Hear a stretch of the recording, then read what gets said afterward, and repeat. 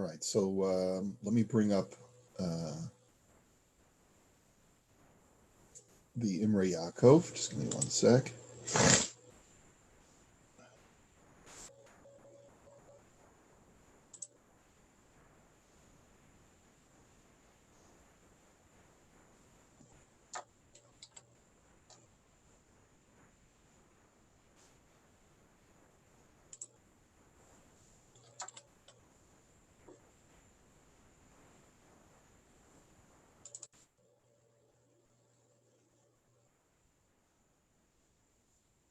Okay.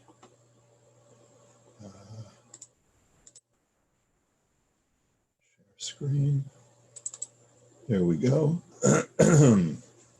All right, so we're continuing on in the Likutim as we are just starting to get our feet wet with the laws of Ona'ah. Yesterday, we saw the Chafetz Chaim talking about under what circumstances you're allowed to notify someone that the person that they are proposing to purchase something from is not going to give them a good deal. One sec.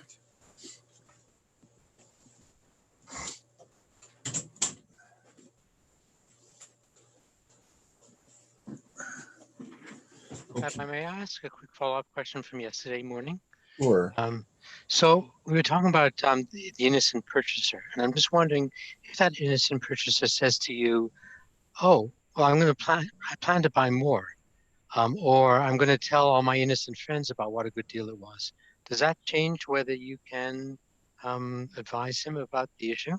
Yeah, it certainly would. But you have to be careful that he's not going to take excessive action, right? That was what the Chafetz was concerned about. You have to estimate the temperament of the individual.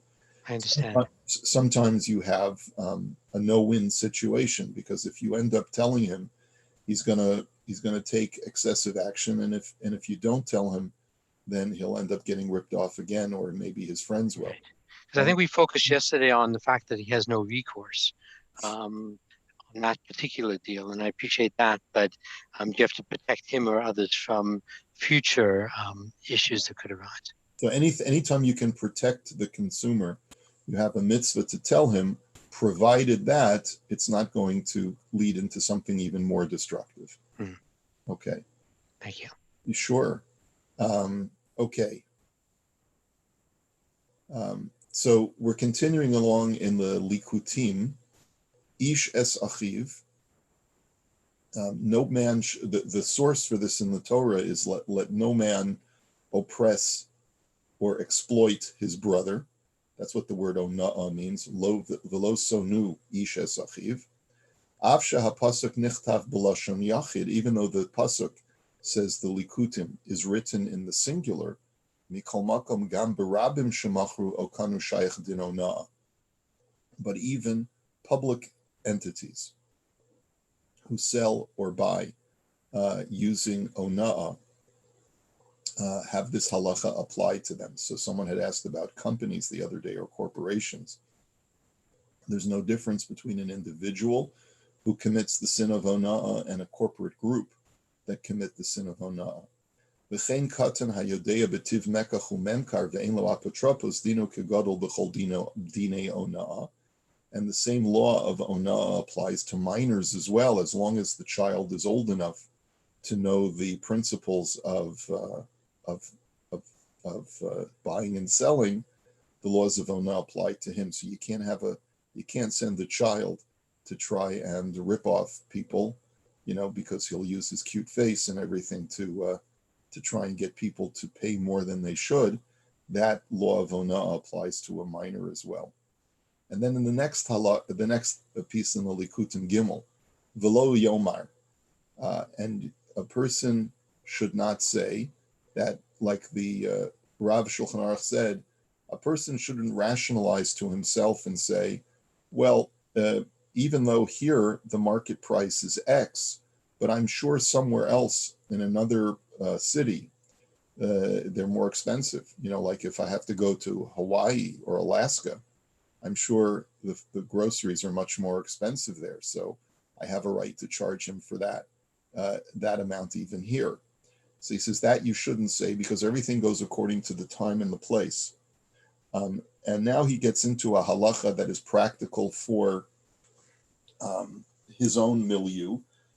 Yesh omrim de be'esrogim lo shayach dino na'a b'chdei sheyar'enu l'tagar.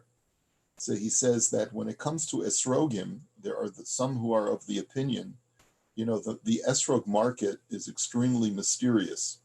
Where do the prices come from? They seem to get fixed so that everyone benefits except the consumer. But everyone in the chain of supply certainly benefits significantly. So some say that when it comes to selling the arba minim before Sukkot, the laws of ona'ah do not apply, even if the person wants to return the esrog, claiming that he was ripped off within a short period of time, the period called bichdei sheyar'enu l'tagar. Kaven shahashar mishtana b'chol shah. And the reason is because the prices fluctuate constantly on esrogim. A week before Sukkot, the price will be one way, and then 3 days before Sukkot, the price will be another price, depending upon the supply, depending upon how much the demand is. The al kol panim hamuchzak yachol lomar kimli, and therefore, in a case of dispute, the merchant can always say, it's quite unclear, it's quite ambiguous as far as who has the right to claim that they've been ripped off. And therefore, once the money has been paid, the Beis Din does not have the power to extract the money from the seller. Unless, of course, I suppose, unless you can do a poll of market sellers on a particular date and make an observation, like there was an extreme case of exploitation going on. But under normal circumstances, you really can't. When something has such a fluctuating value at all times, it's very difficult to do that.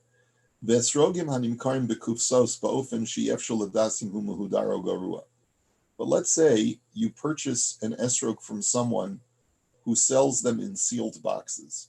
We generally do that during a Shemitah year, but there are some esrog merchants who do it sort of like as part of a business model, where they will not, instead of taking the time to divide the esrogim into different levels of quality, what they will do is will say, listen, it's like that candy where you don't know, where the wrapper tells you it's the mystery flavor. You don't know what it is.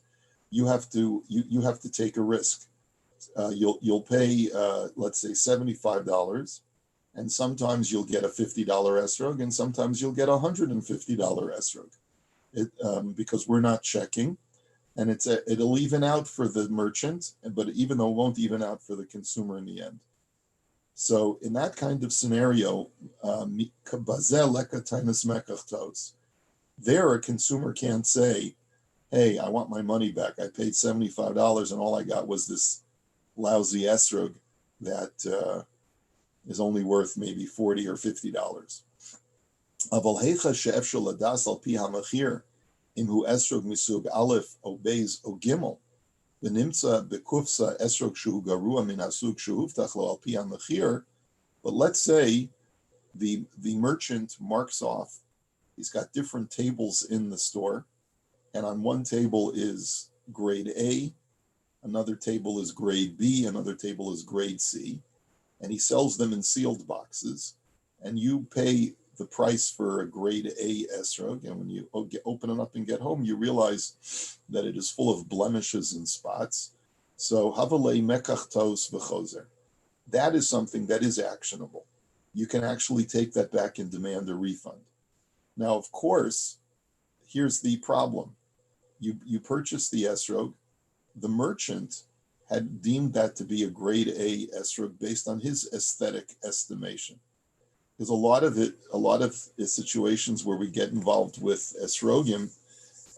Some people, what may be mehudar for one person may not be mehudar for another person.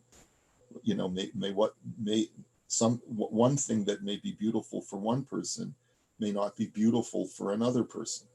So if it's purely subjective, there you're not entitled to a refund.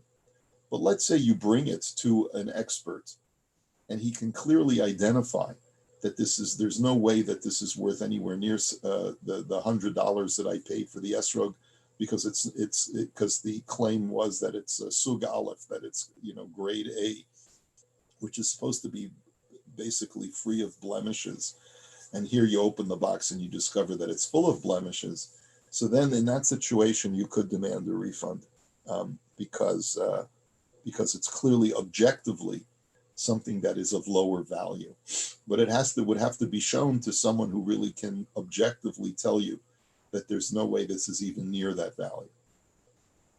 And you'd have to know the laws of how to grade an esrog, which is in Shulchan Aruch as well. Okay, and the last thing we'll learn from this first sif is that everything goes according to makomo v'shaita. Everything goes according to the place and the time. So before we go into the short statement here of the Likutim, he's quoting from a sefer called Pischei Choshen, which is written shortly before the Imrei Yaakov. And the reason why I did not choose to learn this sefer is because the text is so voluminous that there's no way that we could cover a reasonable amount of ground in a small amount of time.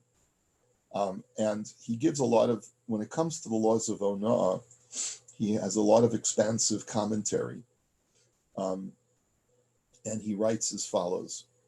Let me just...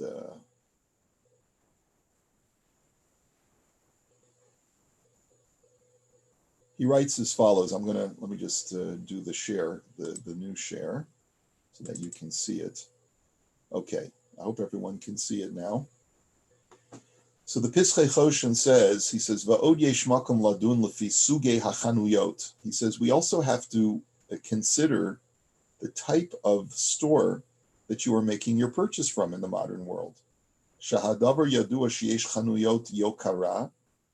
He says, that we know that there are certain stores where they charge full retail, right? Kagon supermarketim uchedome shemochrim b'mechir gavo yoter mi b'shar chanuyot. Like a supermarket, which is, let's say, a full retail establishment where they have a huge overhead, and they sell sometimes things for a much higher price than if you were to go to one of these warehouse places. Or to the shuk. V'nira sheyesh makom lihitchashev bazeh al pi ha'halacha. He says he says it's reasonable to sort of consider this in halachic terms. Shebederech klal ha'sherut v'hanochiyut b'chanuyot eila tovim yoter mi b'shar chanuyot.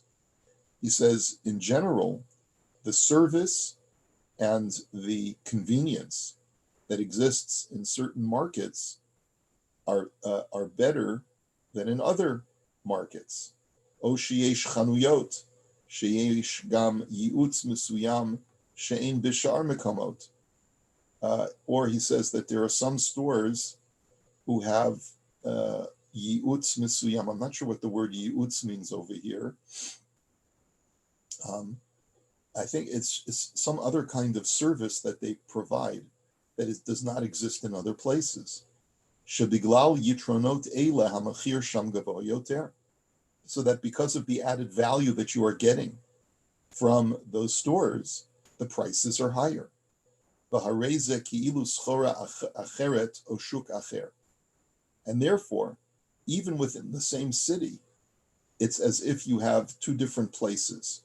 You have one place where you go to Machane Yehuda, where the overhead is extremely low, and you go then to Supersol, the overhead is higher, but there's better packaging, there's better service, all of the things it's a different qualitative shopping experience. V'lachein ein ladun din ona b'chanuyot eila al pi shar shebeshuk haragil. And therefore it would not be fair to compare the prices between a retail market and a shuk. Umemela nira shegam liidach gisa ein hamachir shebechanuyot ele mehave gorem legabe shar chanuyot. And but conversely also, a merchant in the shuk can't say, well, if you go to Supersol, you pay more, so I'm entitled to charge more. He can't say that either.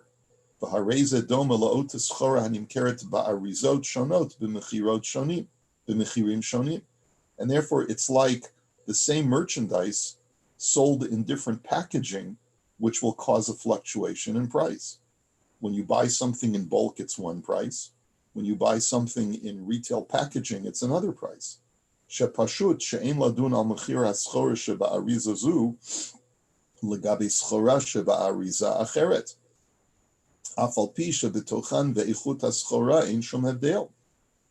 It's clear that in one type of packaging, the price will be one way because it's a more convenient way of packaging. And in another type of packaging, the price will be different, even though the contents, the consumable goods inside are exactly the same. The kol shekain, kishebe'etzem ha'ariza yesh to'elet lelakuach. And certainly that's true when the packaging, which is more expensive, provides greater benefit to the purchaser. Either because of its quality or because of its shape. Let's say a guy sells something in a bag that has a handle, and it costs him an extra few pennies to manufacture that kind of packaging that has a handle on it, but it provides added value to the consumer. So he's allowed to factor that into the cost. The same thing with the overhead that he has to the store, or the additional workers that he has to pay to provide a more convenient shopping experience. All that is allowed to be factored into the final retail price that he ends up charging. In a later paragraph, he writes, Od yesh ladun b'mesha matzui shebechanuyot shebeparbarim uvashchunot meruchakim hamechirim gevohim yoter. He says we also have to think about what about the location within the city, even if the service is exactly the same and the packaging is exactly the same. What about the difference in price between a good, a consumable that you can buy downtown versus a consumable that you can buy in the suburbs, where perhaps the supply chain is more limited? Is there a right, because of the cost of delivering the goods out to the suburbs, to the retailers, do they have a right to charge more for that?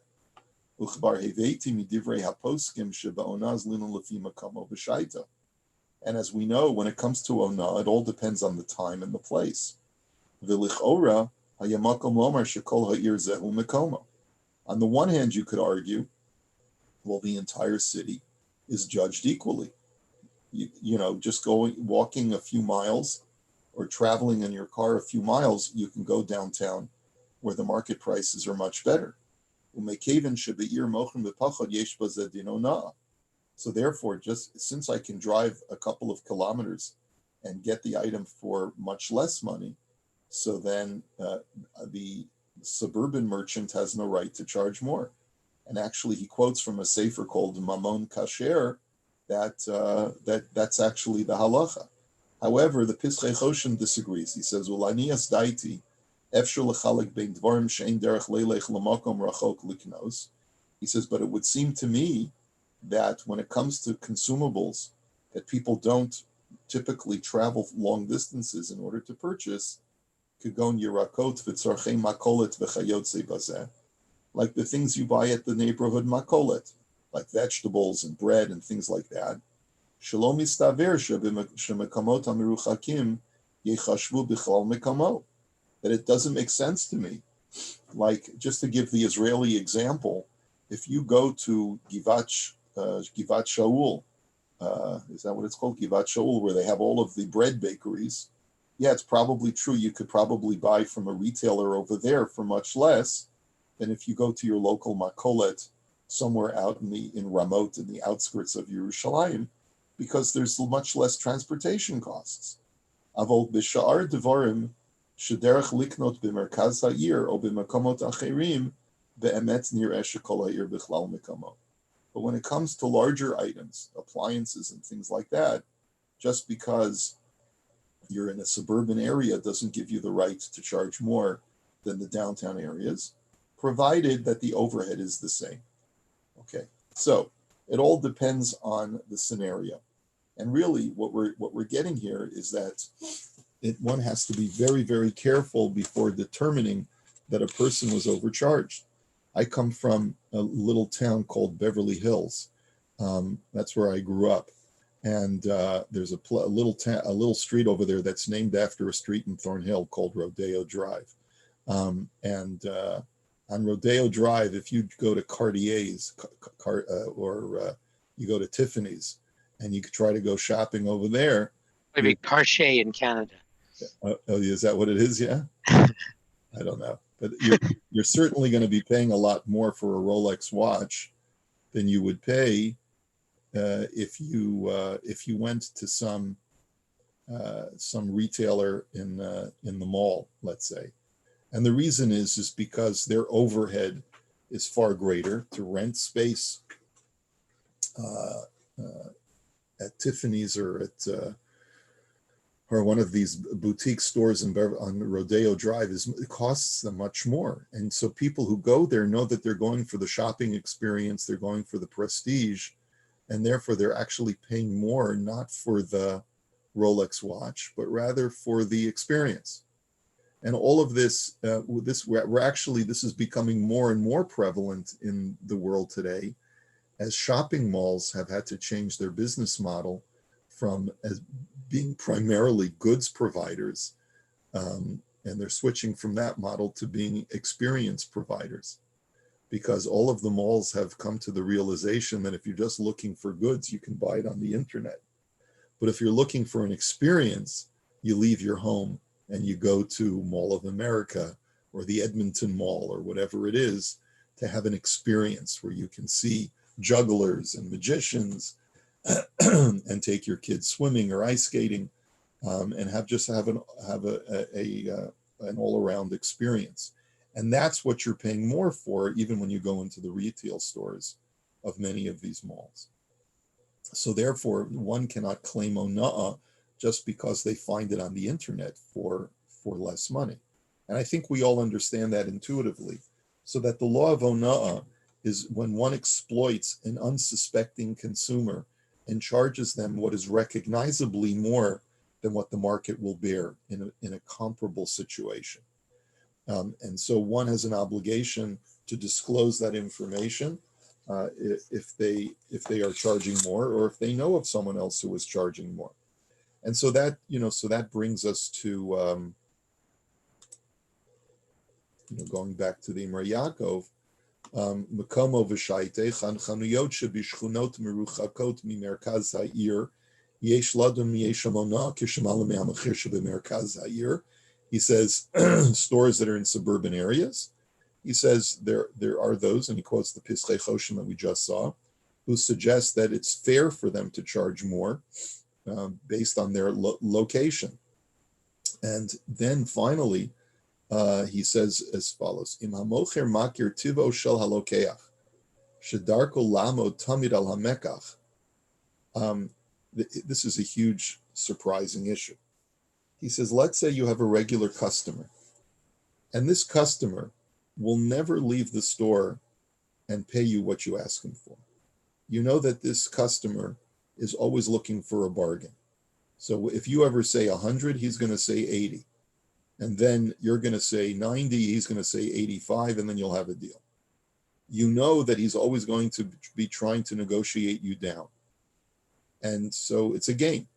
Okay, so mutter lomer lo batchila mechir gavoa yoter v'achar kach ishtava b'mechir hanacham. It is permitted halachically to give him an inflated price because you know he's going to negotiate until you get to fair market value. If you already know the game, and then it's permitted. However, one has to know the customer that he's dealing with. I have to say that when I go to Machane Yehuda, Sometimes I can find deals, but more often than not, I get ripped off by the charming Israeli young man who feels that he's ready to take over the world. Has that ever happened to you, or is it just me? You go like to these spice merchants and Not just you, Rabbi. who's that? Who's speaking? Eddie? Yeah. Yeah. Like he gives you the whole spiel, and you're amused because you're enjoying the show, right? But he ends up, by the time he's weighed everything out and explained to you and given you the whole spiel, you end up paying a few hundred shekels for something that you thought was only going to cost you a few dollars. And so there, I think that there's a real problem of ona'ah, and I'm not sure how they get away with it. There is no regulatory board that controls what people charge in Machane Yehuda, so you have to be very careful. But if a person is a God-fearing Jew, they have to know that there are certain limits to what a person can charge. And certainly, if you exploit a consumer because of his lack of guile, and let's say in a place like Machane Yehuda, it's expected that people are going to negotiate. I don't know if that's so true anymore, but it certainly was true. And you're not a negotiating person, then I guess you'd have to tell the merchant, I'm not here to haggle. Give me your best price. I'm not interested in taking you down from there. And in that situation, the merchant would have to give the fair market value and not give the added stuff so that he can haggle afterwards. If I'm thinking about a more local situation, I guess it's kind of the only industry, or maybe we talked about house pricing before, and that's why that's difficult because every house is different. But how about car purchasing, where it's always this negotiation back and forth and back and forth, and it's the same cars. It's not like a house where each has its unique features. Yeah, there are a lot of industries where where there is a specific add-on that the salesperson puts onto the product so that he can make a living, so that he can make his profit. And there are certain indexes that you can actually look at, so that you know that even the manufacturer suggested retail price, what MSRP, is not really the cost to the dealership, right? A lot of times they'll tell you, okay, this is our cost, but it's not. In other words, there's a lot of deception in the automobile business, and I don't know exactly how to translate the halacha to someone who's in the car business, but it would have to be sort of, there's some calculus that the industry allows for to allow you to charge a certain price that other dealerships are charging for the same car. So so within a certain margin, but if clearly this is the same kind of dealership, it just happens to be that he rips off unsuspecting customers and charges them much more than they would get in any other dealership. So then a Jew has to know that this is not the right business for him to go into if he's going to be overcharging all of his customers.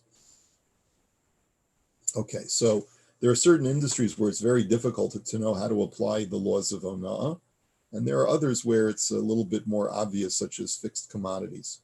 Also subsidized commodities, where the government puts a fixed price on something because they place a subsidy on the item from the government, certain farm products. So that clearly is much more easily recognizable that the laws of ona'ah will apply to that. Rabbi, Yeah. just a note here. I have sometimes the opposite situation happens to me in business where a consumer will go around. Let's say we're selling to 4 different stores in the city, and we have, let's say, the same dress in these different stores. And what she'll do is she'll go around. Some of these women have a lot of time on their hands, and she'll try to push each retailer lower and lower to see. And so what they're doing is she's forcing the retailer to go below our suggested price, and then that causes sort of a war between the stores. Sure. Every that's the free enterprise market. And the consumers have the right to do that, to try and bring the prices down as much as they can without underpaying, because everyone knows what there's no